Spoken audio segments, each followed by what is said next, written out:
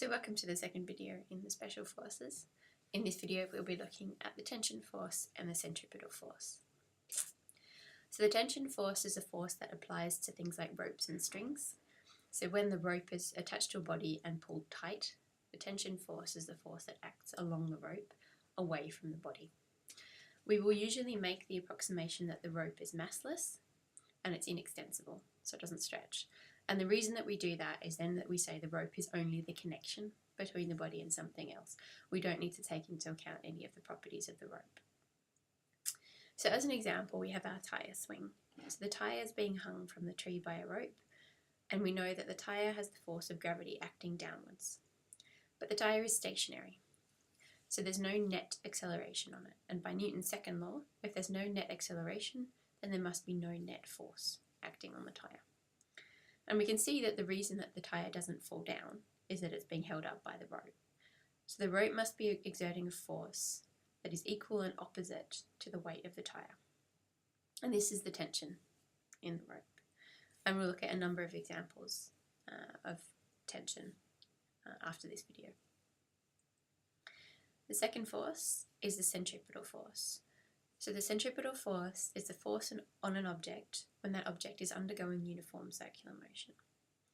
So we saw in our motion topic that an object undergoing uniform circular motion, the velocity of the object is constantly changing. So the object is constantly accelerating.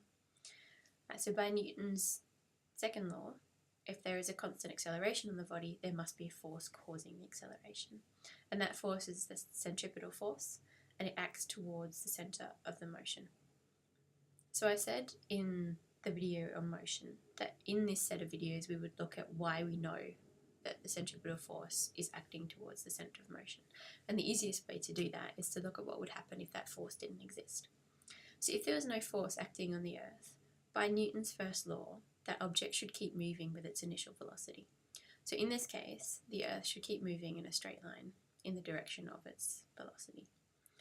And we know that doesn't happen. So we know that we orbit the Sun, and so therefore by Newton, there must be a force acting on the Earth.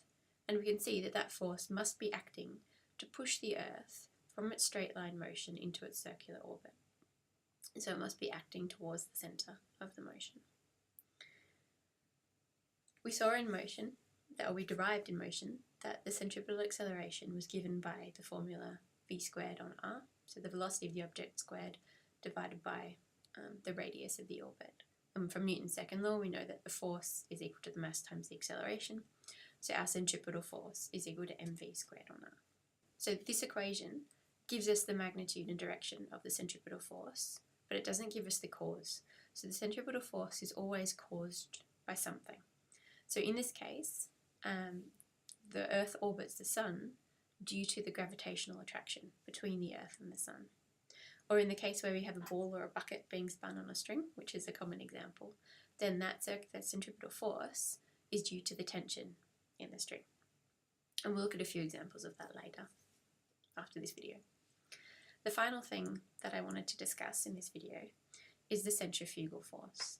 And the reason is because this was something that confused me when I was learning. So the centrifugal force is not a real force, it's a fictional force. And in a minute or so, I'll ask you to pause the video and make an educated guess as to what the centrifugal force actually is. So the centrifugal force is a force that you feel when you're being spun in circles. So for example, if you're on a roundabout or merry-go-round,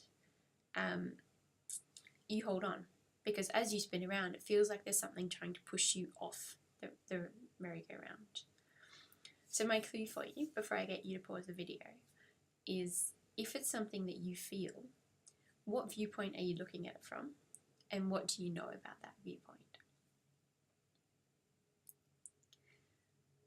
Okay, so my clue was that you're looking at it, it's to do with your point of view.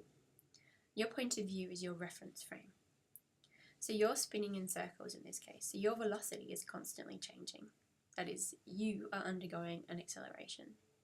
That means your reference frame, from your point of view, is a non-inertial reference frame. So that means that the centrifugal force is a force caused by looking at the scene from a non-inertial reference frame. And we know that Newton's laws don't hold. in a non-inertial reference frame. So the last thing I want to say is I always had trouble remembering which was which, so which of these, whether centripetal or centrifugal, was real.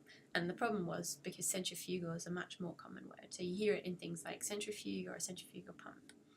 So my trick for remembering which was which was that a centripetal force, it has the word petal in it, and petals are a real thing. Whereas a centrifugal force, a fugue is a piece of music that is made up by a composer. So centripetal is real and centrifugal is made up. I am very, very certain that there are much better ways of remembering it, so if you've got a good one, please leave it in the comments below.